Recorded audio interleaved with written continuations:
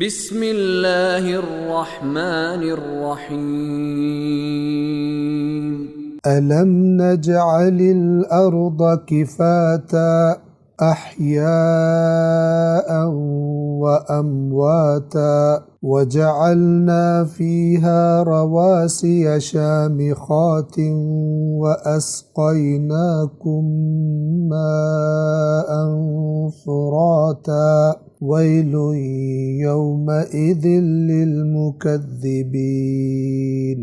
کیا ہم نے زمین کو سمیٹ کر رکھنے والی نہیں بنایا، زندوں اور مردوں کو، اور اس میں مضبوط بلند پہاڑ جما دیے اور تمہیں میٹھا پانی پلایا۔ اس دن جھٹلانے والوں کے لیے ہلاکت ہوگی۔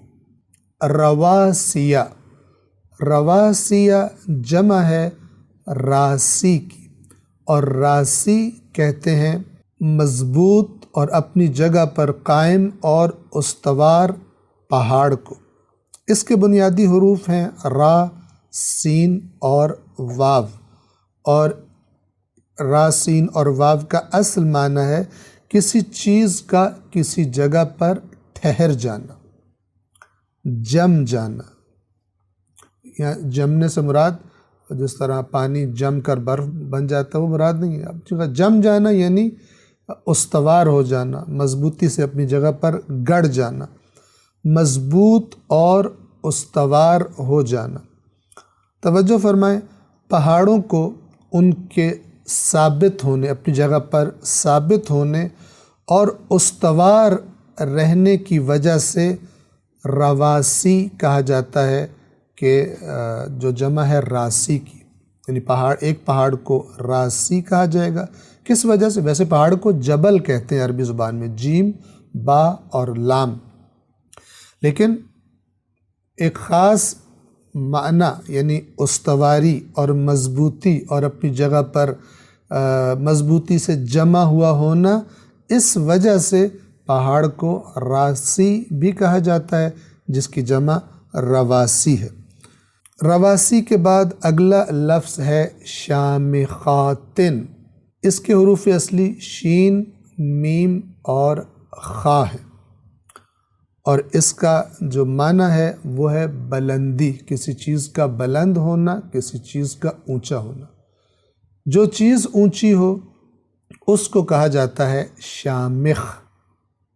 شامخات پہاڑوں کی صفت ہے، رواسی کی صفت ہے، یعنی وہ مضبوط اور استوار پہاڑ کے جو شامخات ہیں، یعنی اونچے بلند ہیں۔ واو یعنی اور، اسقیناکم، دو حصے ہیں اس کے، اسقینا اور کم۔ کم یعنی تمہیں، اسقینا ہم نے پلایا۔ توجہ فرمائیں، اسقینا کے حروف اصلی سین، قاف اور یا ہیں، اور اس کا معنی ہے پینے کی چیز دینا یا پیش کرنا، پلانا۔ اسقینا ہم نے پلایا، کم تمہیں، کیا پلایا؟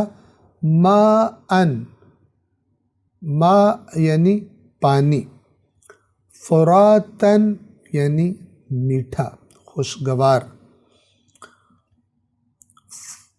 فراتاً کے بنیادی حروف فا، را اور تا ہیں، اور فرات اسی سے بنا ہے، فا، را اور تا سے، اور فرات کا معنی ہوتا ہے وہ میٹھا پانی کہ جس کو پینے سے انسان کی پیاس بجھ جاتی ہے۔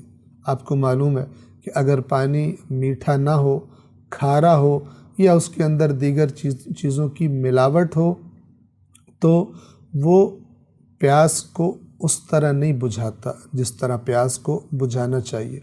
حتیٰ کہ اگر آپ توجہ فرمائیں کہ ہم پانی کے اندر بعض میٹھی چیزیں اور ملا کر طرح طرح کے مشروبات بناتے ہیں، ڈرنکس بناتے ہیں، اور ان سے استفادہ کرتے ہیں، پیتے ہیں، لیکن آپ کی توجہ حتماً اس بات کی طرف ہوگی کہ پیاس بجھانے میں جو تاثیر پانی کی ہے، میٹھے پانی کی، وہ کسی اور مشروب کی نہیں ہوتی. یعنی ایک انسان جب پیاسا ہو تو اس کو شربت پلایا جائے تو وہ بھی بالآخر پیاس کو بجھاتے ہیں، لیکن جو کام اور جو تاثیر اللہ نے پانی کے اندر رکھی ہے، میٹھے پانی کے اندر، وہ دیگر چیزوں میں نہیں ہوتی.